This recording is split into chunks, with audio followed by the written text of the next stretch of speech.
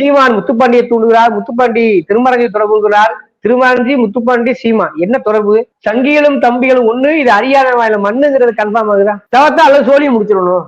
அதுக்காக எந்த எல்லை கொடுத்தா போவோம். இப்போ ஒரு சீமான் தூண்டி விட்டு முத்துப்பாண்டி செயல்படுறார், அவரோட இணக்கமாக திருமறையும் செயல்படுறார். வர்றவங்க அவர்களா பேசுகிறார்களா அல்லது நான் சொல்லிக் கொடுத்தனா அப்படிங்கிற வன்மம் ரொம்ப தலைஞ்சு போகுது. குறிப்பா பிஜேபி கட்சியினர் கூட அறக்கடத்துக்கு பேட்டி கொடுக்கும் போது தம்பிகளுக்கு என்னன்னு கேட்கிறேன். சீமானோட நோக்கம் என்னவா இருக்குன்னா, ஒட்டுமொத்த சாதிகளின் சங்க தலைவராக மாற முற்படுகிறார். சீமானின் பாலியல் அத்துமுறைகளை மிக முக்கியமா என்னன்னா, இதை வெளிக்கொண்டது யாரு? தவம். அப்ப பேசணும்னு விடு, தவம் தான் முதல்ல காலி பண்ணணும் அப்படின்னு சொல்லிட்டு கொலவெறி தாக்குதல் அளவுக்கு சொல்கிறார்கள். நீங்க தமிழ் தேசியம் பேசுனா RSS சங்கிகளோட உனக்கு என்ன வேலைன்னு ஒரு கேள்வி இருக்கா இல்லையா? ராகவன் அவருடைய கையுரிமைக்கு இவர் ஆதரவா இருக்கிறார், மாரிகிருஷ்ணனோட கருத்துரிமைக்கு ஆதரவா இருக்கிறார். நான் இதை கொச்சையா பேச நினைக்க வேண்டாம். அறக்கழகத்தை பொறுத்தவரை அதுக்கு நடுநிலை என்று ஒன்று இல்லவே இல்லை என்றே நான் பலமுறை சொல்லியிருக்கிறேன். சீமானின் மீது கொலைவெறி தாக்குதலுக்கான மிக முக்கியமான காரணம் என்னவென்றால், இங்க ஒடுக்கப்பட்டோருக்கும் பிற்படுத்தப்பட்டோருக்கும் ஒரு பாலமாக அறக்கழகம் இயங்குகிறது. அவர் மலையாளி என்பதை தெல்ல தெளிவாக நிறுவுகிறார் மருது சேனையின் தலைவர் ஆதிநாராயணன் அவர்கள். அடிப்பதற்காக பார்த்தீங்கன்னாக்க மதுரைக்குள்ள ஒரு ரூம் எடுத்து தங்கி ஃபாலோ பண்ற அளவுக்கு அவங்க இருந்தாங்கன்றத உண்மை.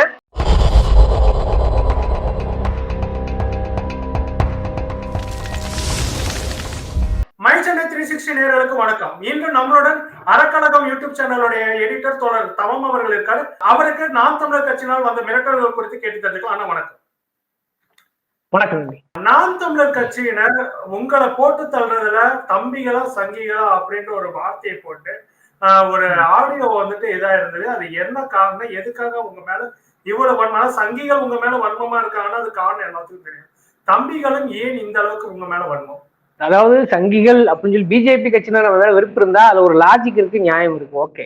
ஆனா தம்பிகளும் நம்ம மேல வந்து இவ்வளவு கோபமா வன்மமா இருக்கும் போது தம்பிகளும் சங்கிகளும் ஒன்றுதானோ என்கிற எண்ணம் நமக்கு வருகிறது. எனக்கு என்னன்னா, நம்மளுடைய அறக்கழகம் சேனல்ல பேச வரக்கூடிய மிக முக்கியமானவர்கள் புறம் பார்த்தீங்கன்னாக்க இடதுசாரி தமிழ் தேசியம் பேசக்கூடியவர்களாக இருக்கிறார்கள். குறிப்பாக தமிழ் தேசியவாக இருந்தால் கூட அவன் பெரியாரையும் மற்ற ஆளும் விமர்சிப்பதில்லை. ஆனால் இவர்கள் வந்து குடிவழி தேசியம், அதாவது பச்சையா சொன்னா சாதிவரி தேசியத்தை தான் பேசிக் கொண்டிருக்கிறார்கள். அப்படி என்பது என் தனிப்பட்ட கருத்தும் இருக்கிறது. அதே போல் வருபவர்களும் காத்திரமாக பேசுகிறார்கள். அப்ப அவங்க என்ன நினைக்கிறாங்கன்னா, வர்றவங்க அவர்களா பேசுகிறார்களா அல்லது நான் சொல்லிக் கொடுத்தனா அப்படிங்கிற வன்மம் ரொம்ப தலைஞ்சு போகுது. கூடுதலா, அதாவது ஒட்டுமொத்தத்துக்கு நான் தான் காரணம் போல அவங்க என்றாங்க. அதுதான் முதல் பிரச்சனை காரணம். உண்மையிலேயே நான் நெறியாளராக இருக்கும்போது நெறியாளராக நினைக்கிறேன். எனக்குன்னு தனிப்பட்ட கருத்து இருந்தாலும் நான் நெறியாளராக பணி செய்யும் பொழுது ஒருபோதும் நான் அதை வெளிப்படுத்துவது இல்லை. ஆனா அவங்க என்ன பண்றாங்கன்னா, அதையும் தாண்டி என்னை ஒரு பெரியாரிஸ்டா ஒரு கம்யூனிஸ்டா அப்படித்தான் பாக்குறாங்க தவிர ஒரு நெறியாளராக அவர் பார்ப்பதே இல்லை. ஏன் நான் சொல்றேன்னா, நான் பல தடவை சொல்லியிருக்கேன், நீங்களும் வாருங்கள். நாம் தமிழர்களுடைய பொறுப்பாளருக்கும் சொல்லியிருக்கேன், சாட்டையா இருக்கட்டும் இருமலமா இருக்கட்டும் எல்லாருக்குமே சொல்லியிருக்கேன். அதுபோல மதுரை பொறுப்பாளருக்கும் கூட கூப்பிட்டுருக்கேன். முதல்ல எடுத்திருக்கேன் ஆரம்ப காலகட்டங்கள்ல. ஆனா இப்ப மட்டும் வருவதற்கு ஏன் தயக்கம்? ஒருவேளை நீங்க கருத்து பேசுங்க பேசுங்க சொல்றீங்க இல்லையா, ஒருவேளை அது உண்மையா இருந்தா வாருங்கள். அல்லது நீங்க வர விரும்பலையா, ஜூம்லாவது வாங்க, எடுத்து பார்ப்போம், ஒரு டிபேட் வச்சுக்குவோம். ஏன்னா நான் வந்து அர்ஜுன் சம்பத்தா இருக்கட்டும் ராமரவிக்குமார் இருக்கட்டும் அவங்களும் எடுத்திருக்கேன், டிபேட்டுக்கு கூப்பிட்டுருக்கேன். இடதுசாரி தோழர்களையும் கூப்பிட்டுருப்பேன், அவர் வலதுசாரி அவர்களையும் இருக்கிற உட்கார வச்சு பேட்டி எடுத்திருப்போம். அதெல்லாம் கடந்த காலம் நடந்துக்கல. அதாவது வலதுசாரிகள் கூட, குறிப்பா பிஜேபி கட்சியினர் கூட அறக்கடத்துக்கு பேட்டி கொடுக்கும் போது தம்பிகளுக்கு என்னன்னு கேட்கிறேன். சீமான் பொறுப்பாளர், நாம் தமிழர் கட்சி பொறுப்பாளருக்கு என்ன பிரச்சனை? அப்ப அவர்களும் நீ மோசமா என்ன சொல்ல வரீங்க நீங்க? அப்ப நீங்க பேசுறது பிஜேபியினர் பாத்தீங்கன்னாக்க மதவெறி தேசியத்தை முன்வைக்கிறாங்க, நீங்க ஜாதிவெறி தேசியம் முன்வைக்கிறீங்க, அவ்வளவுதான வித்தியாசம். அது மட்டும் இல்லாம சீமானோட நோக்கம் என்னவா இருக்குன்னா, ஒட்டுமொத்த சாதிகளின் சங்க தலைவராக மாற முற்படுகிறார். ஆனா அது ஏதோ இல்லை நான் என் சேனல்ல பேசக்கூடியவருடைய அவருடைய கனவு உடைபடுகிறது.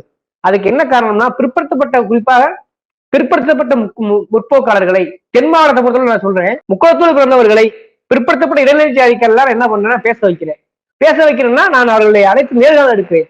அவர்கள் அவர்களுடைய குரலை காத்திரமாக பிஜேபிக்கு எதிராகவும் சீமானுக்கு எதிராக வைக்கிறார்கள். அதை நான் எடிட் செய்வதில்லை, அப்படியே போட்டு விடுகிறேன். அதுதான் சீமான் என் மீது கொண்டுள்ள வன்மம். அது இன்னொரு என்ன விஷயம்னாக்க, சமீப காலமா பார்த்திருப்பீங்க, விஜயலட்சுமி அவர்கள் மீது பாலியல் புகார் தொடர்ந்து சொல்லிட்டே வந்தாரு.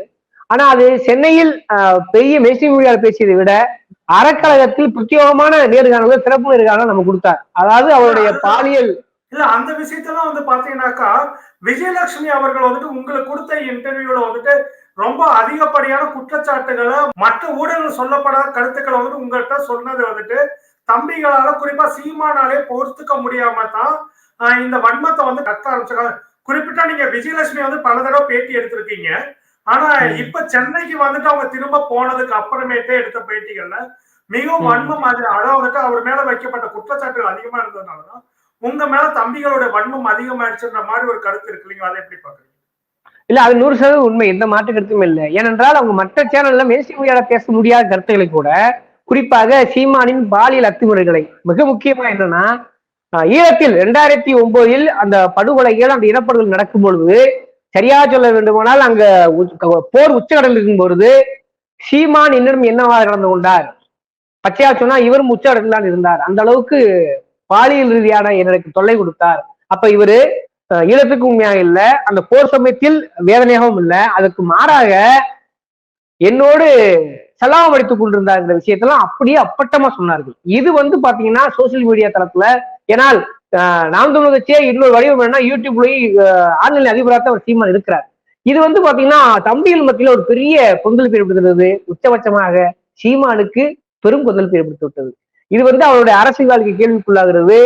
அது மட்டும் இல்லாமல் அவருடைய கட்டி வைத்தார் ஒரு பிம்பம், அது உடைபடுகிறது. ஈழம் என்கிற பிம்பம் உடைபடுகிறது. அதுல அவர் போலியாகத்தான் இருந்தார் என்பதை 2009 போலினா இப்பொழுதும் என்ன செய்து கொடுக்கிறார் என்பதை பட்டவர்த்தனமாக அவருடைய வீடியோ போட்டு உடைத்தது. அதன் விளைவாக என் மீது இதை வெளிக்கொண்டது யாரு? தவம். அப்ப பேசணும்னு விடு, தவம் தான் முதல்ல காலி பண்ணணும் அப்படின்னு சொல்லிட்டு கொலவெறி தாக்குதல் அளவுக்கு செய்தார்கள். அதே இப்ப முக்கியமான விஷயம். ஏன்னா நான் அதெல்லாம் சாதாரணமா கடந்து செல்லக்கூடிய ஆள் தான். ஆனா பாத்தீங்கன்னா அந்த அளவுக்கு முற்பட, அதாவது கையில் ஒரு கவுன்சிலர் அதிகாரம் கூட இல்லாத சீமான் இப்பொழுதே இப்படி கொலவெறி தாக்குதலுக்கு ஆளானார். ஒரு செயல்பாட்டு, ஒரு கூட்டு செய்தி, அதுவும் திருமாரஞ்சி என்கிற ஒரு வலதுசாரியோடு ஆர்எஸ்எஸ்காரோட கூட்டு சேர்ந்து செய்கிறார் என்றால், ஒரு கவுன்சிலர் ஆகிவிட்டால் கவுன்சிலரே ஆக வாய்ப்புள்ள, அது வேற விஷயம், யதார்த்தங்கிறது வேற. ஆனால் கவுன்சிலரே ஆகாத சீமான் இவ்வளவு கொலவெறி தாக்குதலுக்கு ஒரு பாசிஸ்டை போல் வெறி பிடித்து ஆகிறார் என்றால், நாளை கவுன்சிலர் ஆகிவிட்டால், நான் சொல்ற கவுன்சிலர் மட்டும் சொல்றேன், வேற எதுவும் ஆக வாய்ப்பு இல்லை, கவுன்சிலர் ஆகிறதுக்கான வாய்ப்பு சொல்லி இங்க இல்ல, இருந்தாலும் அப்படி ஆகிவிட்டால் என்னவென்று யோசித்து பாருங்கள். அப்ப திருமாரஞ்சியோட கூட்டு சேர்வு முக்கியமான விஷயம் அதுதான். திருமாரஞ்சியோட சீமானுக்கு என்ன வேலை? எதை வச்சு திருமாறனோட வந்துட்டு சீமானோட கூட்டு வச்சிருக்கிறாருன்னு சொல்றீங்க? இப்ப நல்ல கேள்வி. என்னன்னா மதுரையில வந்து பாத்தீங்கன்னா குறிப்பாக நாம் தமிழ் அங்கமாக இருக்கக்கூடிய மருது மக்கள் இயக்கம் சொல்லிய முத்துப்பாண்டி அவர்கள். முத்துப்பாண்டி பாத்தீங்கன்னா கடந்த காலத்துல நமது சேனல் மூலமாகத்தான் மிக பிரபலத்துக்கு இன்னும் சரியா சொல்ல வேண்டால் அறக்கழகத்தை ஒரு ஏணியாக பயன்படுத்திதான் சீமானம் சென்றடைந்தார் என்றால் அது மிகையாகாது. முத்துப்பாண்டியும் மறுக்க மாட்டேன் என்று நம்புகிறேன்.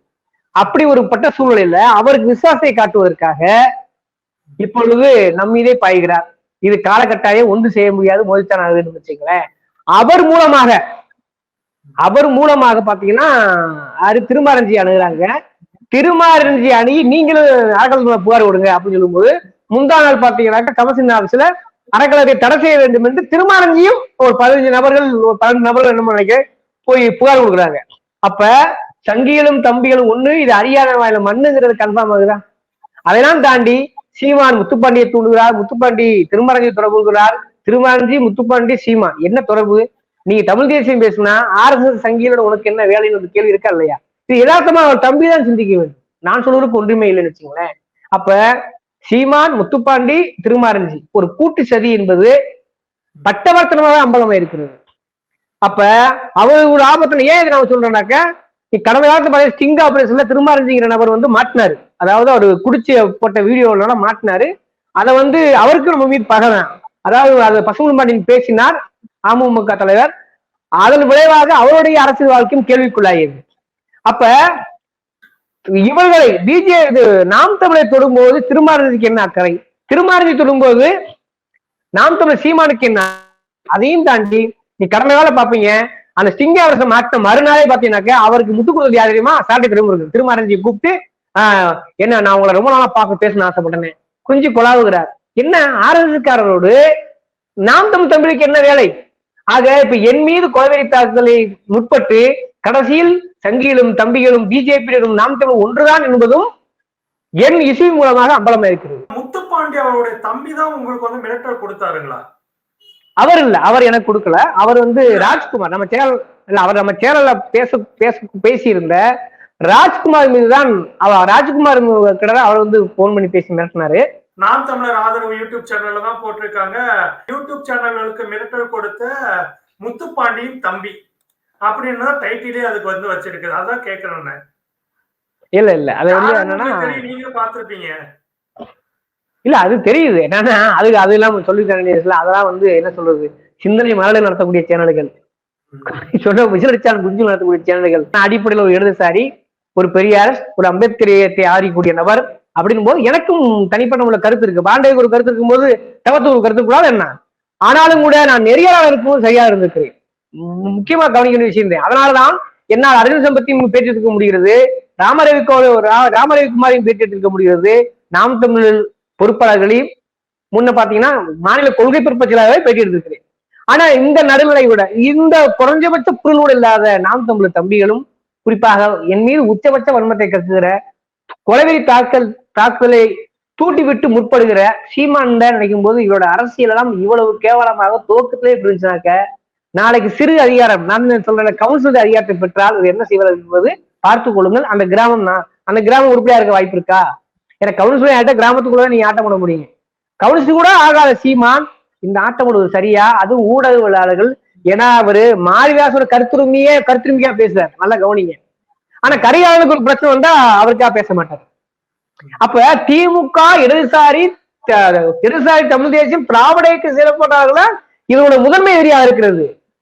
ஆனால் வலதுசாரியா இருக்கக்கூடிய, அதுவும் பாலியல் குற்றச்சாட்டு சிக்கிய ராகவன், அவருடைய கையுரிமைக்கு இவர் ஆதரவா இருக்கிறார், மாரிதாசோட கருத்துரிமைக்கு ஆதரவா இருக்கிறார். நான் இதை கொச்சையா பேச நினைக்க வேண்டாம், அது அவருடைய கருத்து. அதனால அவர்கள் அப்படித்தான் பேசுகிறார்கள். அவர்கள் அந்த மொழியில் பேசுவதால்தான் குறிப்பாக அவர்களுக்கு புரியும் என்பதால் நான் அப்படி பதிவிடுகிறேன். ஏனென்றால் அவர் என்ன சொல்றாரு, பாத்ரூம்ல அவர் பாலியல் சுதந்திரத்துக்கு நீங்க என்ன சொல்றீங்க, பாத்ரூம்லயே அவர் அந்த வேலையை பார்த்தார் ராகவன். அதுவும் சொந்த கட்சி நிர்வாகியை, பெண் நிர்வாகியை அபியூஸ் பண்ணியிருக்காரு.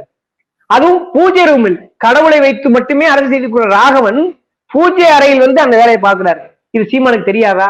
தெரிஞ்சே முட்டுக்குள்ளார் என்றால் இவர் யார்? அது மட்டும் இல்லாம சமீப காலத்தில் அவர் அம்பல போட்டுக் கொண்டே வருகிறார். முஸ்லீம்களை பார்த்தீங்கன்னாக்கா சைத்தானி, முஸ்லீம்களையும் கிறிஸ்தவர்களையும் சைத்தானின் பிள்ளைகள். சமீபத்தோடு பார்த்திருப்பீங்க ஒரு பேட்டியில, பிரதமர் வேட்பாளராக அண்ணாமலை அறிவிக்கட்டும், தமிழிசை சவுந்தரராஜனை அறிவிக்கட்டும், அண்ணன் பொன் ராதாவை அறிவிக்கட்டும், எல்லா கொள்கையும் தூக்கி போட்டு உங்களுக்கு ஆதரவுக்கு தயாருங்கிறாரு. இது என்னங்க அரசியல்? இதுக்கு பேர தமிழ் தேசிய அரசியல்? இது முழுக்க சங்கி அரசியல், இது முழுக்க சாதி வெறி அரசியல். இது எப்படி தமிழ் தேசிய அரசியல் சொல்ல முடியும்? தயவு செய்து நாம் தமிழ் கட்சியோட தம்பிகளை சொல்கிறேன், சீமானுக்கு சொல்கிறேன், தமிழ் தேசியம் என்று தயவு செய்து பேசாதீர்கள். ஏதாவது குடி தேசியம் என்று ஏதாவது ஒரு பெயரை வைத்துக் கொள்ளுங்கள். ஆனால் தமிழ் தேசியம் என்ற பெயரில் உண்மையான தமிழ் தேசியவாதிகளை அசிங்கப்படுத்துகிறார் சீமான். இதெல்லாம் இந்த மாதிரியான கோட்பாடுகள் தனிப்பட்ட முறையில் எனக்கு மனமாறாக இருப்பதால் அவர்கள் என்ன நினைக்கிறாங்கனாக்கா, வர்ற ஆட்களுக்கு நான் தான் சொல்லிக் கொடுக்கணும்னு என்கிற சந்தேக நிலைக்கு தருகிறார்கள். ஏனென்றால் அவர்கள் வந்து எப்பயுமே ஆக எந்த பாயிண்ட்களை பார்த்தாலும் அறக்கலத்துக்கு எதிராக நிற்பது, அறக்கலகத்தை பொறுத்தவரை அதுக்கு நடுநிலை என்று ஒன்று இல்லவே இல்லை என்றே நான் பலமுறை சொல்லியிருக்கிறேன். யாரெல்லாம் பாதிக்கப்படுகிறார்களோ, யாரெல்லாம் ஒடுக்கப்படுகிறார்களோ அவரின் பக்கத்தான் அறக்கலம் நிற்குமே தவிர நடுநிலை என்கிற தேசம் போடுவதற்கு ஒருபோதும் தயாரில்லை. அறக்கலகமா? அது நிச்சயமாக அதுக்கு ஒரு சித்தாந்தம் இருக்கிறது. யாரெல்லாம் ஒடுக்கப்படுகிறார்களோ, யாரெல்லாம் பாதிக்கப்படுகிறார்களோ, அது பிற்படுத்தப்பட்ட, ஒடுக்கப்பட்ட, தாழ்த்தப்பட்ட சிறுபான்மை மக்களுக்கு ஆதரவாக என்றும் இருக்கும். அவர்கள் உரிமைக்காக பேசும். அவர்களுக்குள்ளும் முரண் வரும்போது யார் பாதிக்கப்படுகிறார்களோ அவர்களின் பக்கம் தான் அறக்கலம் நிற்கும் என்பதை பலமுறை நிரூபித்திருக்கோம். அப்படித்தான் நேர்காணல் அமைந்திருக்கின்றன. இப்படியான நேர்காணல்கள் குடிவழி தமிழ் தேசியம் பேசக்கூடிய, சாதி வழி தமிழ் தேசியம் பேசக்கூடிய சீமான் போன்றவர்களுக்கு ஆபத்தாக இருக்கிறது. அதையெல்லாம் தாண்டி சீமானின் மீது கொலைவெறி தாக்குதலுக்கான மிக முக்கியமான காரணம் என்னவென்றால், மதுரை தென் மாவட்டத்தை மையமாக வைத்து அறக்கலம் இயங்குகிறது. அது மட்டும் இல்லாம இங்க ஒடுக்கப்பட்டவருக்கும் பிற்படுத்தப்பட்டவருக்கும் ஒரு பாலமாக அறக்கலம் இயங்குகிறது. நம்ம கவனிக்க வேண்டிய விஷயம் அதுதான். ஒடுக்கப்படும் போது நிச்சயமாக தலித் அமைப்புகளுக்கும் ஆதரவாகவும் பல நேரங்களில் அறக்கலம் இருக்கிறது. அதே போல் பிற்படுத்தப்பட்டவர்களுக்கான உரிமைக்கான விஷயத்திலும் அவர்கள் பாதிக்கப்பட்டாலும் அவர்கள் மக்கள் இருக்கிறது. இதெல்லாம் தாண்டி பிற்படுத்தப்பட்டவர்கள் இடஒதுக்கீடு, சமூக நீதி, அரசு அந்த தலைவர்களை, குறிப்பாக பசும்பொன் பாண்டியன், ஆதிநாராயணன், மருதுசேனை ஆதிநாராயணன், ராஜ்குமார், மீட்டா பாண்டியன், இன்னும் எண்ணற்றோர் பிற்படுத்தப்பட்ட அத்தனை தலைவர்களும் பார்த்தீங்கன்னாக்க ஒடுக்கப்பட்டவர்களுக்கு ஆதரவாக பேசுவதை பதிவு செய்கிறோம். உண்மையான பொது எதிரி யார் என்பதை இனங்காட்டுவதை பதிவு செய்கிறோம். இடதுசாரி திராவிட இயக்கம் குறிப்பாக பெரியாரெல்லாம் அவர்கள் ஒருவரும் முரணாக பார்த்ததும் இல்லை. இதெல்லாம் பேசுறதுனால சீமானுக்கு கொலை நடுங்குகிறது. ஏனென்றால் அவர்கள் பிற்படுத்தப்பட்ட எல்லா சாதி சங்க தலைவராக முற்படுகிறார் சீமான். அதற்கு ஏதோ அடக்கடக்கம் தடையா இருக்கிறது. குறிப்பாக பிற்படுத்தப்பட்ட தலைவர்களை எல்லாம் ஒடுக்கப்பட்டவர்களுக்கு ஆதரவாக திரட்டுவதால், ஒடுக்கப்பட்டவர்களும் பிற்படுத்தப்பட்டு ஒன்றிணைய வேண்டும் என்று கருதுகோளை மிக முக்கியமான கொள்கையாக கொள்வதால் சீமானுக்கு இது ஆபத்தா இருக்கிறது. ஏனென்றால் இன்னும் சரியாக சொல்ல வேண்டுமானால் அருந்தி சமூகம் போன்றவர்களை இவர்கள் வருகை வந்தேறி என்று அரசு செய்து கொண்டிருக்கிறார்கள். ஒடுக்கப்பட்டதிலும் ஒடுக்கப்பட்டதாக இருக்கக்கூடிய அருந்தி சமூகத்தை பொது எதிரியாக கட்டமைப்பது எவ்வளவு ஆபத்து என்பதை அவ்வப்போது உடைக்கிறோம். அருந்ததிய மக்கள் தலைவர்களையும் நாம் நேர்காணல் செய்கிறோம். அவர்கள் தமிழர்கள் தான் என்பதை அவ்வப்போது வரலாற்று மூலமாகவும் அரசியல் ரீதியாகவும் இங்க பங்களிக்க நம்ம முழுக்க வாய்ப்பு தர்றோம். இதெல்லாம் சேர்ந்துதான் இவர் பேசக்கூடிய இந்த தெலுங்கு தேசிய வடுக வந்தேறிய அரசியலுக்கு எதிராக, சாதிவெறி அரசியலுக்கு எதிராக குறிப்பாக பிற்படுத்தப்பட்ட தலைவர்கள் எல்லாம் பேசும்போது அவர்கள் உள்ளபடியே அவருடைய அரசியல் வாழ்க்கை கேள்விக்குள்ளாயிருது. அதையும் தாண்டி அவர் மலையாளி என்பதை தெல்ல தெளிவாக நிறுவுகிறார் மருது சேனையின் தலைவர் ஆதிநாராயணன் அவர்கள். இது அவர்களுக்கு பெரிய பேரடியா இருக்கிறது. ஏனென்றால் மொழியை வைத்துத்தான் சீமான் அரசு செய்து கொண்டிருக்கிறார். அதையே இல்லாம நீ தமிழனே இல்லை என்பதை தெல்ல தெளிவாக உணவு அதை ஆதாரபூர்வமா வெளியிடுவதால் அது பெரிய பதற்றத்துக்கு ஆளாகிறது. அப்ப அதுவும் இவர்கள் பேசக்கூடிய குடிவெளியில் குடிதேசியம் பேசினாலும் கூட குறைஞ்சபட்சம் ஒடுக்கப்பட்டவர்களை எதிரியாக பாவிக்காத, எல்லோரும் ஒற்றுமையாக வாழ வேண்டும், அவர்களுக்குள்ள உரிமைகள் அவர்களுக்குள்ள அரசு பெற வேண்டும் என்று மருதுசேனை ஆதிநாராயணன் அவர்கள் பேசுவது சீமானுக்கு பெரிய ஆபத்தா இருக்கிறது. அதுவும் சீமான் தமிழர் அல்ல, அவர் ஒரு மலையாளி என்பதை அம்பலப்படுத்துவதால் மிகப்பெரிய கோபத்துக்கு ஆளாகிறார். அதாவது அவருடைய சாபத்துக்கு அறக்கலமாக ஆளாகிறது. அதை நடத்தி கொண்டிருக்கிற எனக்கும் அந்த இது இருக்கிறது. அப்ப இது ஒரு எல்லை மீறி போகும்போது எப்படியாவது இந்த தவறை தட்டி வச்சிடணும், தவத்தை அல்லது சோழியை முடிச்சிடணும். அதுக்காக எந்த எல்லை கொடுத்தா போவோம். இப்போ ஒரு சீமான் தூண்டி விட்டு முத்துப்பாண்டி செயல்படுகிறார். அவரோட இணக்கமாக திருமாரின் செயல்படுகிறார். வலதுசாரிகள் ஒன்று செய்வது ஒன்றும் ஆச்சரியம் இல்லை. அதை தொடர்ந்து சந்திப்பதற்காகத்தான் இந்த காலை வந்து பாத்தீங்கன்னாக்க மதுரை கமிஷனர் அலுவலகத்துல கிட்டத்தட்ட மதுரையை சார்ந்த எல்லா இயக்க செயல்பாட்டாளர்களும், குறிப்பாக தமிழ் தேசியம் பேசக்கூடிய திராவிட இயக்க செயல்பாட்டில் இடதுசாரிகள், மூத்த வழக்கறிஞர்கள் உட்பட கிட்டத்தட்ட 70க்கும் மேற்பட்டோர் என்று நமக்காக ஆதரவுக்காக கலந்துக்கு வந்தார்கள். அவர்களுக்கு இந்த நேரத்தில் நான் நெஞ்சான நன்றியை சொல்லி கடன்பெற்றுக்கிறேன். இப்படியான ஊடகவியலாளர்களுக்கு அவர்கள் போன்ற உறுதிகள் தான் மேற்கொண்டு கிரியா ஊக்கியா இருக்கிறது, இயங்குவதற்கு உந்து சக்தியா இருக்கிறது. இந்த அவர் வந்தார், கமிஷனரும் அந்த நாங்கள் கொடுத்த ஆதாரங்கள் எடுத்துக்கொண்டார். நிச்சயமா நடவடிக்கை எடுப்பார் என்றும் முதல்வரிடம் ஒரு கோரிக்கை வைக்கிறோம். குறிப்பாக நாங்கள் தெரிந்தோ தெரியாமலோ நாங்கள் பேசக்கூடிய சமூக நீதி கருத்துக்கள், இடதுசாரி கருத்துக்கள் மட்டுமில்லாமல் அந்த சாதி மோதலை தவிர்க்கக்கூடிய கருத்துக்கள் எல்லாம் நாங்கள் தொடர்ந்து அறக்கலத்தை இயல்பாக செய்து கொண்டிருக்கிறோம். அது சமூக நீதி அரசுக்கு ஆதரவாக இருக்கிறது தவிர எதிராக இருக்கிறது வாய்ப்பில்லை. அப்படி இருக்கும்போது சமூக நீதி கொள்கையை மட்டுமே மிக முக்கியமாக கொண்டு செயல்படுகிற முதல்வர் அவர்கள் இதை கவனத்தில் சொல்ல வேண்டும். எங்களை போன்ற ஊடகவியலாளருடைய உயிரை காப்பாற்றுவது அவர் கடமை என்றுதான் கருதுகிறோம். ஏன் உயிரைன்னு சொல்றோம்னாக்க அந்த அளவுக்கு இவர் கொஞ்சம் எல்லை மீறி விட்டார்கள். அதாவது நம்ம அடிப்பதற்காக பார்த்தீங்கன்னாக்க மதுரைக்குள்ள ஒரு ரூம் எடுத்து தங்கி ஃபாலோ பண்ற அளவுக்கு அவங்க இருந்தாங்கன்றத உண்மை. அதை நிச்சயமாக முறியடிப்போம். இந்த மாதிரி சமயத்துல சக ஊடகங்களும் நம்ம துணை இருந்திருக்கிறார்களுக்கு நன்றி சொல்ல கடமைப்பட்டிருக்கிறேன். வட மாநிலங்களும் வலதுசாரிகளாலும் முற்போக்கு பேசக்கூடிய இயக்கவாதிகளுக்கு ஊடகவியலாளர்களும் ஒரு விதமான உயிருக்கு அச்சுறுத்தல் இருந்துகிட்டே இருக்க சூழல் தான் இருந்துட்டு இருக்குது. ஆனா தமிழ்நாட்டுக்குள்ளும் அந்த மாதிரியான நிலைமை இல்லாத ஒரு நிலை தான் இருந்துட்டு இருக்குது. வலதுசாரிகளும் அந்த மாதிரி ஒரு அச்சுறுத்தல் இல்லாத நிலைமை தான் இருக்குது. அந்த இடத்தை இப்ப நாம் தமிழர் கட்சியினர் கையில எடுத்துக்கிட்டாங்களா? ஆமா ஆமா, இது மிக முக்கியமாக நம்ம அட்ரஸ் பண்ண வேண்டிய கேள்வி.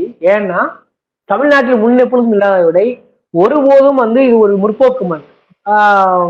திராவிட செயல்பாடுகள் பாருங்க சொல்ல வேண்டுமானால் ஒரு பெரியார் மண், ஒரு அம்பேத்கரை உள்வாங்கிய மண், ஒரு இடதுசாரித்தனத்தை உள்வாங்கிய மண், அதெல்லாம் தாண்டி மத நல்லிணக்கத்தை வலியுறுத்தும் மண்.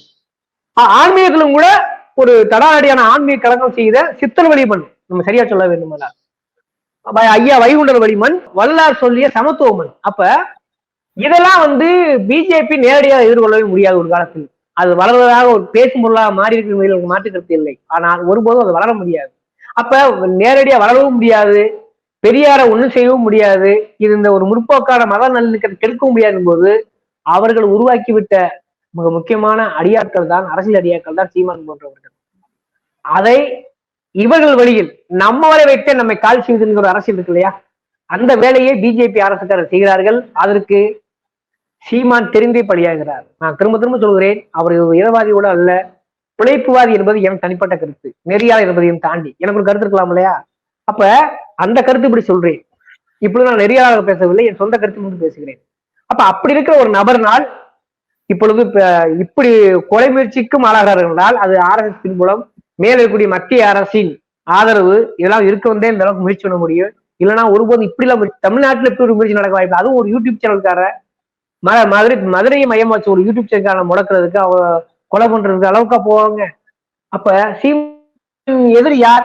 அதிமுகவோ திமுகவோ வேற எந்த கட்சியுமே கிடையாது. யூடியூப் சேனல் நடத்துவதாகத்தான் இருக்கிறார்கள். அது யூடியூப்ல சாரா இருக்கட்டும், அதனோ மனோஜா இருக்கட்டும், கரியானா இருக்கட்டும், நீங்களா இருக்கட்டும், அரண்சையா இருக்கட்டும், லிபர்டி கமலா இருக்கட்டும், இப்படி எண்ணத்தை எண்ணி வரலாம். ஒரு 10-15 சேனல் தான் சரியாக முற்போக்கு பேசக்கூடிய சேனல்கள். அதுதான் சீமானை உறுதி செய்கிறது, சீமானுக்கு எதிரியாக தெரிகிறது. அப்ப சீமானுடைய அரசியல் எது என்று நம்மளை தாக்கும் பொழுதே நம்மளை அழுகிற முறையை பற்றி புரிந்து விடுகிறது. சீமான் தம்பிகளுக்கு இப்பொழுது புரியாது. அவர்களுக்கு 24 வயது கடக்கும் பொழுது நிச்சயமா அறிவார்கள் நான் நம்புகிறேன். கடந்த சில ஆண்டுகளுக்கு முன்னாடி மெயின் ஸ்ட்ரீம்ல இருந்த சில ஊடகவியலாளர்கள் வந்துட்டு ஒரு வலதுசாரி யூடியூபர் வந்துட்டு கரம் வச்சு தாக்கி அவருடைய வேலைகள்லாம் போனப்ப முற்போக்கு பேசக்கூடிய யூடியூப் சேனல்ஸ் தான் பெரும்பாலும் பார்த்தீங்கன்னா அவங்களுக்கு சப்போர்ட்டா நின்றுட்டு இருந்தோம். அப்படி வந்துட்டு அவங்களுக்கு சப்போர்ட்டா நின்று பல குரல்கள் கொடுத்து அவங்களுக்கா இது பண்ணியிருந்தோம். இன்னைக்கு அவங்களும் யூடியூப்குள்ள வந்துட்டாங்க, யூடியூப் மீடியாக்குள்ள வந்துட்டாங்க. ஆனாலும் நம்ம போன்ற சிறு ஊடகங்கள் வந்துட்டு இந்த மாதிரி ஒடுக்குமுறைக்கு ஆளாகும் போது இவர்கள்லாம் ஒரு வார்த்தை கூட தொடக்காம வாய்ப்பு தொடக்காம இருக்காங்களே இந்த பெரு ஊடகங்கள்ல இருந்து வந்தவங்க. இதை எப்படி பாக்குறீங்க? ஆமா, அப்படி சுருங்க பாத்திர முடியாது. சில முரண்பாடுகள் இது வந்து நட்பு முன்னாடி பாக்குறேன். அது அப்படி இருக்க வாய்ப்பு இருக்கிறது. அதை அந்த தடைகளை கைது செய்து அப்படி ஒரு சிலர் ஒதுங்கி இருந்தால் அதை தாண்டி வர வேண்டும். தெரிஞ்சோ தெரியாமலோ இன்றைக்கு இருக்கிற காலகட்டம் பாசிஸ்டுகள் நிறைந்த காலகட்டம். சரியா சொல்ல வேண்டுமானால் பாசிஸ்டுகள் ஆட்சி அதிகாரத்தில் இருக்கிறார்கள். இன்று எனக்கு வருகிறது, நாளை உங்களுக்கு வரலாம். நீ சொல்லக்கூடிய மேசி இந்தியா இருந்து வந்தவர்களுக்கு வரலாம். அதனால் இது உனக்கு எனக்கு என்று பிரித்து பார்க்கக்கூடிய நேரம் அல்ல, காலம் அல்ல. அதை மாதிரி புரிந்து கொள்வார் என்று நம்புகிறேன். வருங்காலங்களில் அவர்களும் நம்மோடு கைகோர்ப்பார்கள் என்று நம்புகிறேன். ஒரு சிலர் எல்லாருமே கைகோர்த்து இருக்கிறார்கள். ஒரு சிலர் நீங்க சொல்லக்கூடிய விமர்சனங்களுக்கு ஆளாயிருக்கிறார் என்பது மாற்றுக்கருத்துல அவர்களும் பின்னால் கைகோர்த்தாக வேண்டும். ஏனென்றால் நாம் எல்லாம் ஒன்றிணைந்து போராட வேண்டிய காலகட்டம். ஏன்னா அசுரத்தனமாக பாசிஸ்டுகள் ஆட்சியில் இருக்கிறார்கள் என்பதை தயவு செய்து மறக்க வேண்டாம் என்று ஒரு வேண்டுகோளாக ஒரு முறை வைக்கிறேன்.